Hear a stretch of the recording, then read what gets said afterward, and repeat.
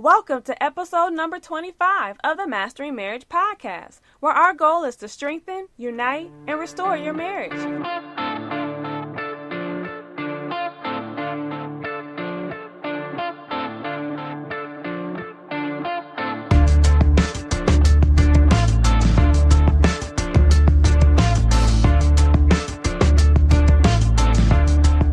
Hey everybody, my name is Amanda Taylor. And together with my husband David, we are the co-founders of MendOurMarriage.com.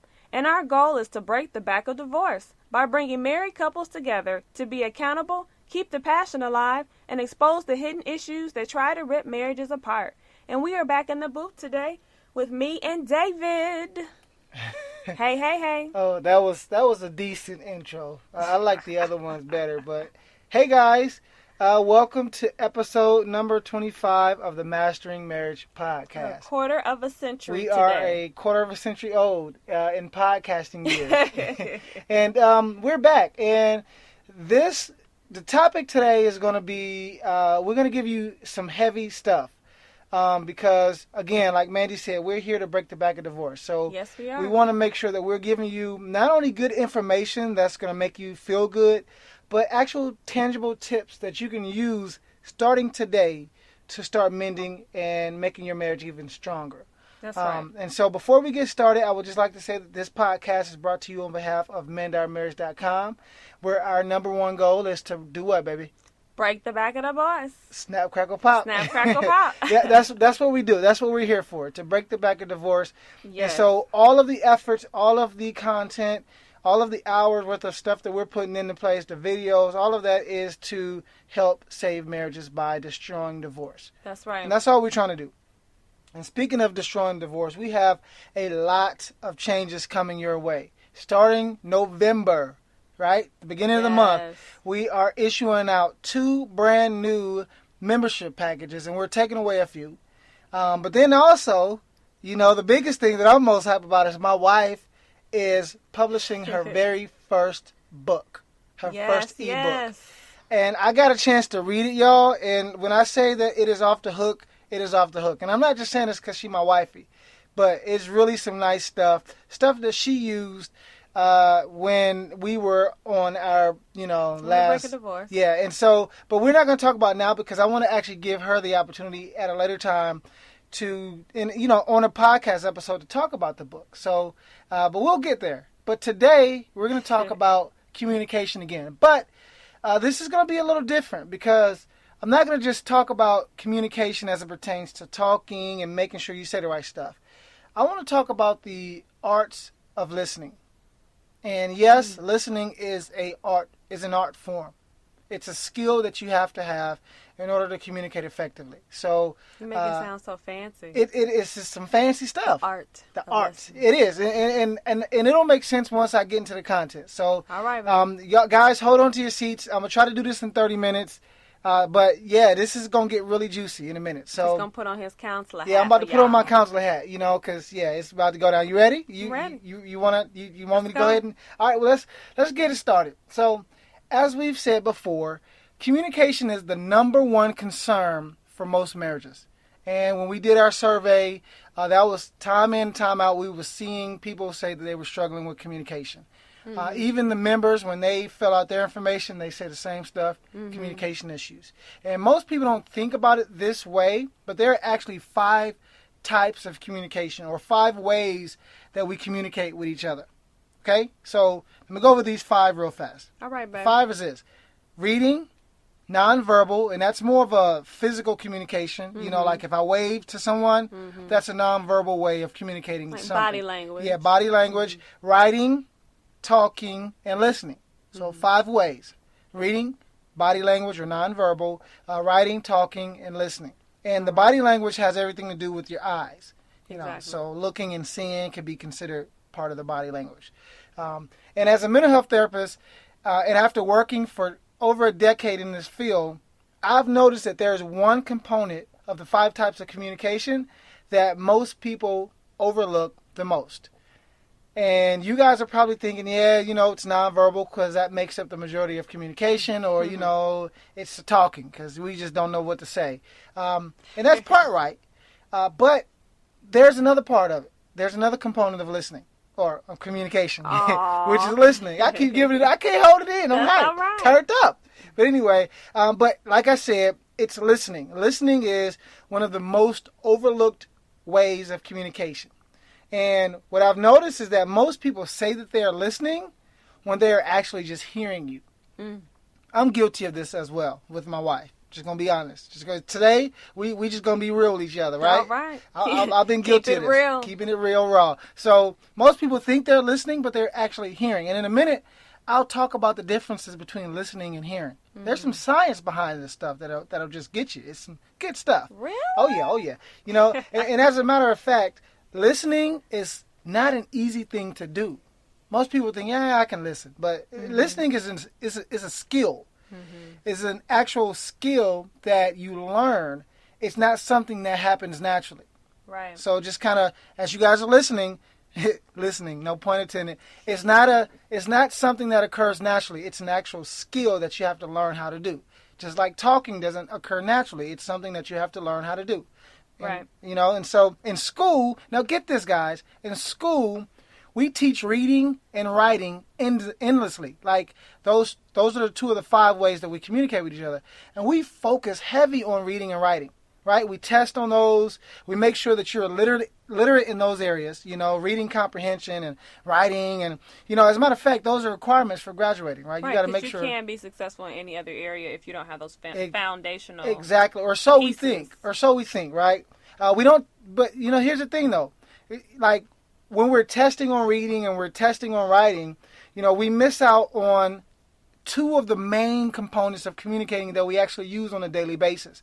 Like, sure, we may read and write on a daily basis, but not as much as we do these other 2 things, speak and listen. Mm-hmm. And those are the, you know, so remember, there are 5 ways that we communicate.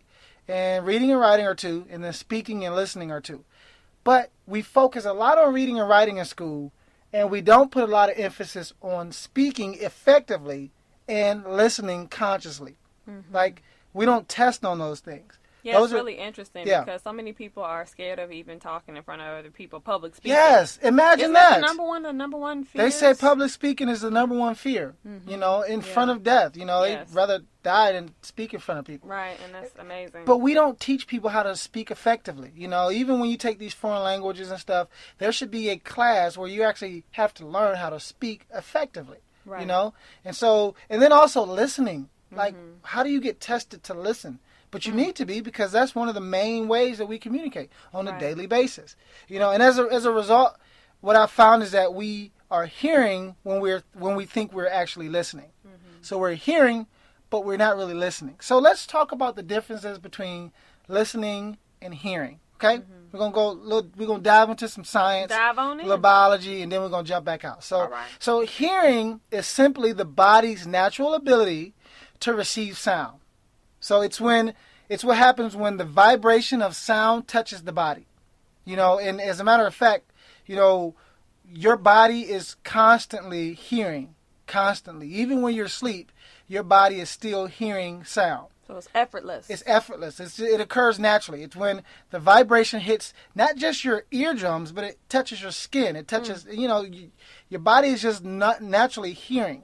And so that's something that occurs naturally. Now, listening is different. Listening is making meaning from the sound that your body receives. So sound is all around us, and we don't listen to all of it, elsewise we would go crazy. So we only listen to specific things of which that we make meaning out of. So listening is all about making meaning of the sound that your body receives.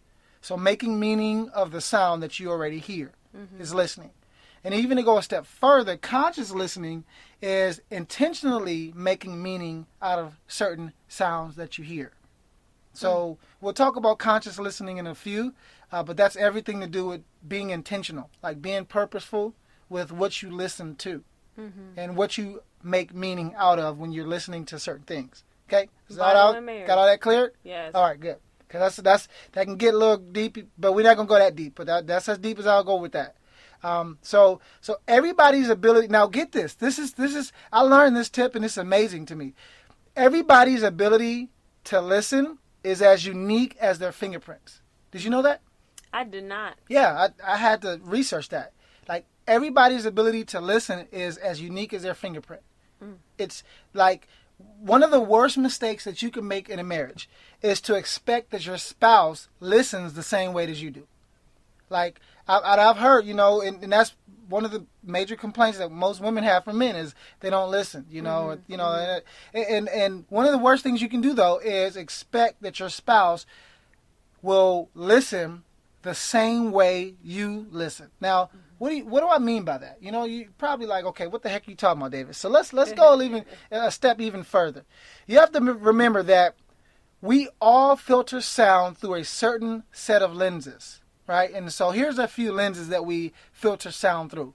Cultural lenses, right? Language lenses. As a matter of fact, there are certain cultures and languages where there's no concept of time. So they listen from a different vantage point, because for me to say I'll be there in a few, that doesn't make sense to them. They don't have that same concept of time as we do over here in America. And so they have to listen through a certain set of lenses. And if I'm communicating a certain way and they're listening a different way, we're not going to have effective communication. That's right? deep. And there's other lenses, our childhood experiences. If you were raised in a household where there was a bunch of yelling, and in order to be heard, you had to yell louder, your listening will be different. Physically, but also psychologically. You'll be listening for certain different things that maybe someone who was raised in a different household, were accustomed to. Your attitudes, your values, your beliefs. All those kind of mold and affect how you listen. They all kind of become the filter or the funnel by which sound is kind of filtered through. And that's how you develop your meaning from. Is all those things. That's good. So all of those things, that's what we accumulate over the course of time, and those are the filters that we use when we listen. Also, our situations, our intentions, our expectations affect the way we listen. And that's huge, especially when we talk about marriages. Yes. Yeah, it's huge. And I know we've even had, whenever we had arguments or, heated conflict or heated fellowship is what Christians say, is we often bring our own expectations and assumptions to the conversation, and so we listen for certain things to validate our own position. Exactly. Especially if there's a pattern of communication that was less desirable. So if you have a spouse that is now trying to improve their way of communicating, the other spouse may now assume that person does not communicate effectively. So that affects the way they hear and listen to them. And that we call that pigeonholing, right? Yes. When someone changes, but they're still held to past expectations. Right. And so for some people, when they don't agree with you, they don't even listen to you. Right. I've seen this a lot on Facebook, but even just in general. I like debates, and I noticed that a lot of people who don't like debates, they don't like listening to people who don't share the same view as them. And so they find it very difficult. Let's take someone who's an atheist debating someone who's a Christian. Most people don't like to listen to that because that forces them to be in a position where they have to listen to someone else's point of view that they don't agree with. And most of the time, we kind of automatically shut them off, and it's very difficult for us to even expand in our own mind because we kind of cut them off already. And they say, actually, I have not heard a successful person not say this. They say that they listen to things that challenge their point of view because they want to be well-rounded and they want to have a more expanded worldview. And so they read books from authors that have completely different views based compared to what they have. Some of it has even gone like, I know I've even done this. I've studied different religions, not for the sake of finding truth in them, but for the sake of knowing where I stand with truth. And often tension or truth is often found in the tension of what? Two opposing views. Exactly. So right in the middle of that tension is often where truth is. And a lot of people don't truly find true truth because they veer or steer away from the tension. Or stay where it's comfortable. They stay where it's comfortable. I was trying to be all eloquent, but that's simply put. That's what they is. Stay where it's comfortable. You know what I mean? And so they don't even listen to you. They hear you, but they aren't making any meaning from what you're saying. Right, because they've already made up in their mind That they're right. that they're right and that Yeah. they know the answer Yeah. Yeah. to the questions or conversations that you're talking about. How you see the world determines how you listen. How you see the world determines how you listen. If you're looking to be intentional about listening, you have to begin to adjust how you listen. That's key. I want you to take that. It may not make sense yet, but trust me, it will. If you're looking to be intentional about listening, you have to begin to adjust how you listen. You have to begin to change your listening position. And I'm going to spend some time talking about listening positions, what exactly that looks like. You know, just like if, let's say we did this before. Remember, I don't know, maybe the last time we went to the movies and we were sitting behind a tall person, and I think you couldn't see, or maybe I couldn't see. And so we changed our seating position so that we can have a better view. Right. And that's the same way you want to look at listening. Good example. Yeah. You know, and so thank you, baby. I appreciate that. You know, it make me feel good. You're welcome. But here's the thing. Most people listen from a very personal, subjective position. It kind of goes back to what I was talking about with the debates. You know, most people, if we're talking and you don't agree with me, then I'm automatically shutting you off. Right. I ain't got time to listen to you. Yeah, I ain't got time to hear what And you most got to people say. don't like conflict, so Yeah. that's another. Yeah. Oh, another and reason. I got a book that's coming out on that, and it's gonna knock some socks off. Uh-oh. Yeah. It's good though. It's really good stuff. No, that's what I'm saying. Watch out. I've been Watch writing out. this since 2006, by the way. Watch out now. Yeah, but most people they do. They listen from a very personal, subjective position. We listen for information that aligns with our worldview or our belief system. And so when that happens, though, they filter out the information that they don't agree with. And this is often information that they are ultimately missing out on. Because if they were receiving that information, maybe it would expand their current position. Right. But because they filtered it out, they're missing out on vital pieces of information that they could benefit from. You know, and this happens so much in relationships, especially in marriages. So as I'm talking to you, I want you guys to be listening and thinking about, wow, how does this affect me? Am I guilty of this? And no, not am I, but how do I use this in my marriage? I think all of us, are guilty of this at some point. Oh yeah. Now let me give you an example though about listening positions, because I know I want to make this very clear for you. Let's say that there was a death in the family, and let's say you are the person that had the death in the family, and you go to your boss, and your boss is a critical thinker, so they're always thinking about numbers and how to get, progress and, results and, move from X to Y to Z and better. And let's say you go to that person and you share with them that you need to take some bereavement days because you had a loss in the family. Now, if this person is a critical thinker, they're thinking about the bottom line and the numbers. Okay, if this person is off from work, how is this going to affect my bottom line? And can we risk to have this person out? Now, you tell me, baby, is that effective? Do you think that will make me as a coworker feel any better if I go to a boss and they're... Or employee, Yeah. No, not at all. Because, if you want somebody to work at their best level, you have to be able to, hear them from their position. You need to be able to hear what's going on in their life and empathize. Yeah, exactly. And that's, actually moving from critical listening to empathic listening or empathetic listening is something that people, especially men, struggle with. But if you can understand that transition, you will be able to identify with that person. You'll be able to be where they are and make a better decision about how to handle the situation. Exactly. Because let's say I'm a critical boss and this person comes to me and I say, you know what, we can't really afford to have you off right now, so I need to have you back at work. They're not going to produce their best Exactly. work. They don't produce their best work, and I'd be lucky if they don't quit.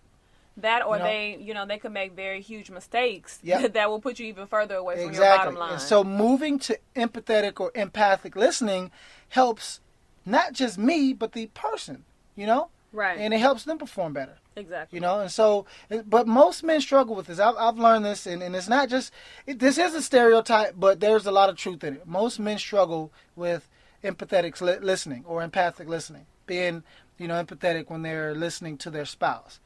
Most men are more critical, and we call it this. Most men speak from a deductive positioning. They're often listening for a point or a solution. I know I'll be guilty of this, especially when I'm not focused. Yeah. You come home talking, you hype. I spent the whole day by myself working in my office, and you come home talking, and I'm like, okay, so what's the point?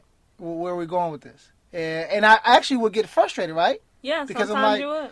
you go get to the point, or you just go keep talking, you know? Right, And that's right. because I'm listening from a deductive positioning. I'm listening to provide a solution, Exactly. right? And that's what most men do. They are often listening for a point or a solution. And we thrive, like men, we thrive when the conversation is set up where there's a problem presented and then there's a solution that we can provide. That's when we thrive. That's when we feel the most masculine. Women, however, let me get on to women. Now hear me, because it may sound weird, but just listen to the entire sentence, okay? Listen, okay? Women tend to listen in a way that is called expansive, meaning there is no point. How rude. No, well, I'm just playing. because you ain't listening. See, sucker didn't listen. No, but here's what I mean by when I say there's no point. Most female conversations are not about a destination or about solving a problem. It's pretty much about being there with another person and experiencing the journey. So, for instance, like, let's say you were to come home, which you've done before, and you come home and you say, you know, you had an awful day. Well, I don't know if you've ever came home and said that. So let me not I use say you. a busy day. Let's say raining. Exactly, but let's say a wife comes home and, you know, she starts to talk to her husband and say, you know, I had an awful long day, you know, such and such, you know, they got smart with me, and then I was on the phone, and then this person cut me off, and then when I got to work, I spilled my coffee, and then the boss was yelling at such and such, and I went over to console her, but then she got mad at me, and, you know, but then the husband who's watching the basketball game says, well, baby, go take a shower, and then you'll feel much better. You'll feel a lot better, you know, once you come home, sit down, and just relax a little bit. You know, and he's over there thinking, wow, you know, I got the remote in my hand. I just solved the problem, you know, and I gave her what she needed. While she's walking to the bedroom, you know, feeling like, this joker didn't hear anything I just said. He didn't listen to me. He tried to solve the problem, and that's not what I needed. I didn't need him to give me a solution. I needed him to be present with me in the moment. Right. And so what most husbands struggle with, though, is they get stuck on providing solutions because they already got in their mind that that's the position they should listen to from. Right. That's their job, is to solve problems, to be a provider, right? And because we have this hammered in our minds, we automatically think that that's how we should listen. She gives us a problem, we give her a solution, right? Right. Problem, solution, problem, solution. When women, they operate completely different. They're not looking to solve problems. They're not looking for just a point in the conversation. They're looking for a journey. You know, somebody to be there in the moment, to have eye contact and undivided attention, which means, brother, pause the game, put down your cell phone, and give her 10 minutes of focused, undivided attention. And that's Even difficult. when the game on, you pause it. Oh. You're going to have to. Oh. Well, because this is about saving marriages. It is. And this is medicine to my soul, too. Oh, is it? Oh, yes. That's what yes. Yes. Now, don't trip. This Even is when not the calves the whole on. time out. This ain't about just helping husbands become better listeners. This is also about helping wives. Yes, You know, just as well as husbands have to be more expansive, sometimes wives, you guys got to be more deductive in your listening. When we give you a issue, we're not looking for you to just experience the issue with us. We're looking for you to use your creative ingenuity to solve the problem. You know what I mean? And I know it's different because women think differently than men. That's just how it is. You know, and so those are two different types of positions. Men, we often stay deductive. Women, you stay more expansive. And so if men could get conscious about their position and intentionally move from deductive to expansive, there would be tremendous advances in the relationship. I mean, tremendous. And here's an example as a therapist, and I learned this probably 5 years into my craft. I learned that when a client cries during a session, I learned don't reach for the tissue box. I used to do this. I was guilty until a supervisor years ago said, David, you can't reach for the tissue box when they cry. And I was like, huh? No, they crying. They faces, you know, if the tears dry, it's going to leave the little kids how the dry salt. Dry mark. Yeah, you don't want that on your face, you know. They snotting and stuff, give them. And my supervisor at the time was like, no, you want to let them go through that journey. Because, and what I learned is that when I was giving them the tissue, I thought I was helping. I thought I was consoling. I'm here for you. Here's the solution. Take this tissue. And Clean what up really that snot. clean up that snot. But what I was doing, I was saying, stop crying. Mm-hmm. Your experience is making me uncomfortable. And I was saying that subconsciously or beneath the surface. So I would hurry up and reach for that tissue box. As soon as that first tear dropped, Oh, wow. catch it with the tissue. Yeah. We don't need nothing out of here. And instead, That's definitely a different way of looking I at had it. to learn that no. Don't reach for the tissue box. As a matter of fact, you position the tissue box by them so that when they need it, When they're ready. when they're ready, they'll reach for it. But you don't try to speed up the process because you are uncomfortable with them Exactly. crying. You know what I mean? That's good. And so if you have a family member crying, or let's say your spouse is crying, it may sound counterproductive, but don't reach for the tissue box. Because what you're really saying is stop crying. Here, clean up your tears. Instead, let them go through the process and allow the tissue box to be in a proximity so that they can reach it when they're ready. You know what That's I mean? good. You ever heard of that before, baby? I don't believe I have. Yeah, there's some new stuff. So That new. that's that newness. so just remember that, husbands, wives, listening is all about intentionality, being a conscious listener. And you have to make sure that you understand the position that you're listening from. Also, and this goes all the way back to knowing yourself, you also want to understand how you're, like what motivates your listening habits, you know? And so let's talk about some tips on how to improve your listening within your relationships, because that's what most people want to know. Exactly. Science is good, but how do I fix this? Solution. Some solutions. So here's a very nice tip to remember. Always ask yourself this question: where am I listening from? Or what listening position am I in? Am I expansive? Am I deductive? Am I defensive? Ooh. This is a good one, especially when conflict arises. Most people listen from a defensive posture. They are barricaded in their little, hut, and they're listening from that angle. And Or from offended. That's a different one. They listen from an offended position, which means that everything that someone says, the person that's receiving it feels like they're being attacked. Yes. They're hypercritical or hyper offensive about that. So ask yourself, and there are tons of listening positions. We don't have enough time to go into them. We listed a few. But those are two that are probably the main offensive, ones in marriage, defensive, relationships. Yeah. And so just make sure that you grasp it, but you got to be honest about it. Where am I listening from? And once you have that answer, it's your job, your responsibility to transition to a better position. Right. Okay? So instead of listening from an offensive stance, where should you listen from? What stance should you listen from, baby? Instead of listening from being offended, then you need to listen from a position of being receptive. I caught her off guard.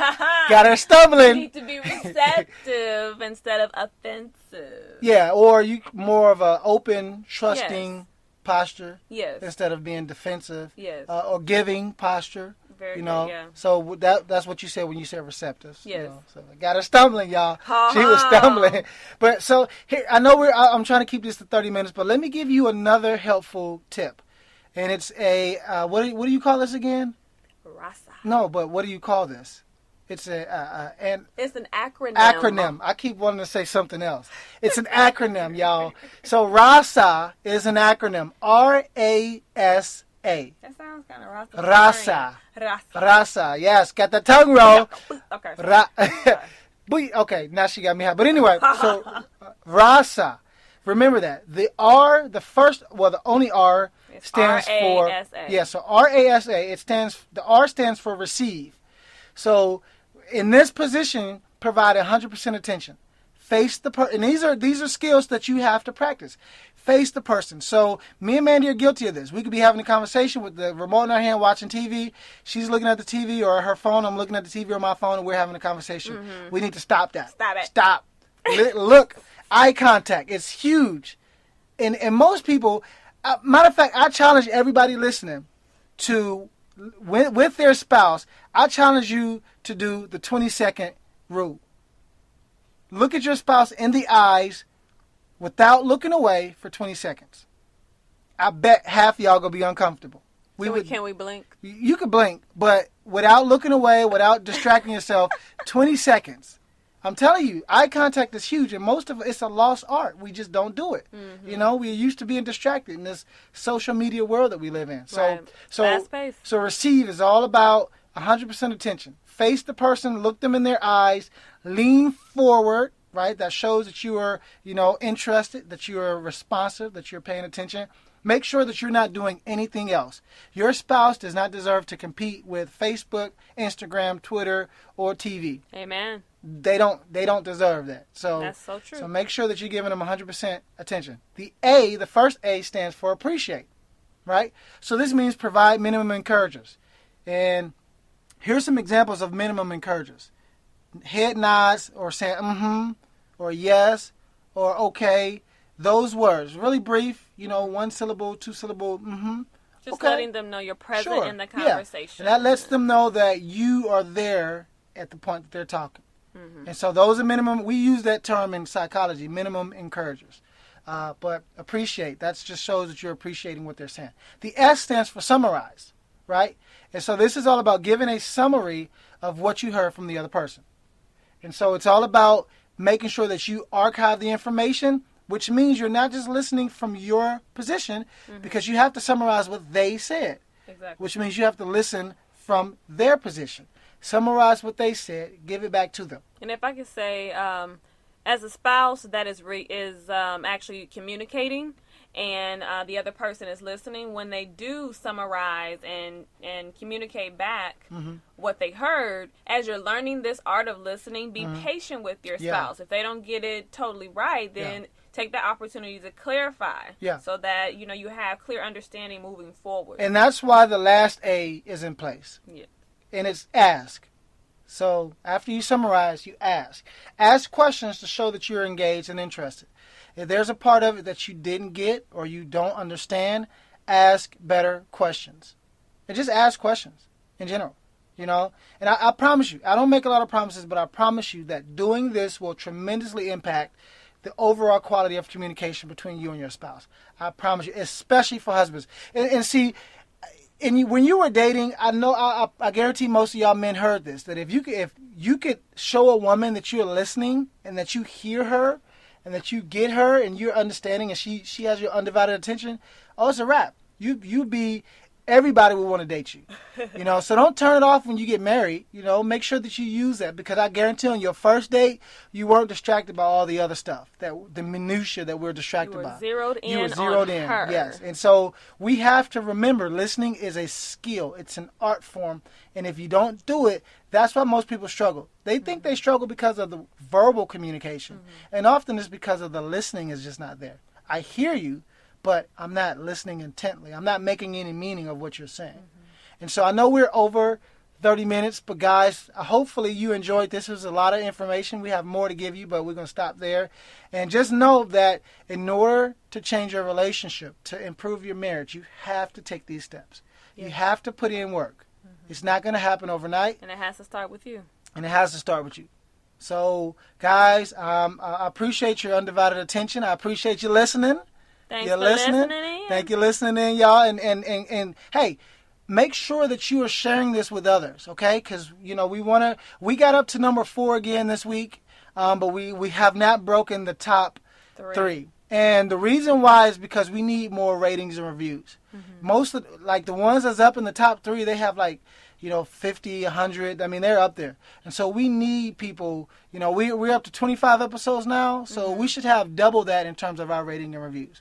So this is still my challenge for you guys. Continue to submit them. I think we got 33 now, 35, something like that. And we thank you for that. So we appreciate y'all's support. But continue to submit them, because what happens is the more ratings and reviews we get, the higher in iTunes we are, and the more visibility we'll have to share this message. That's right. And if you believe other people should hear this information, go and submit a review so other people can have access to it. But we appreciate it, guys. I think this will be the last podcast for the month of October, which means that the next time you hear us, we'll be talking about some of the newness that we have going on. Yes, that's right. Yeah, so thank you. And we can't wait, because it's going down. So exciting. Yeah, so exciting. So anyway, guys, we appreciate your time. Respond. Let us know. Hit us up if you got any questions. Let us know how this goes. Use it. Put it to work today. Okay? But we're done, right? We're done. Deuces. Deuces.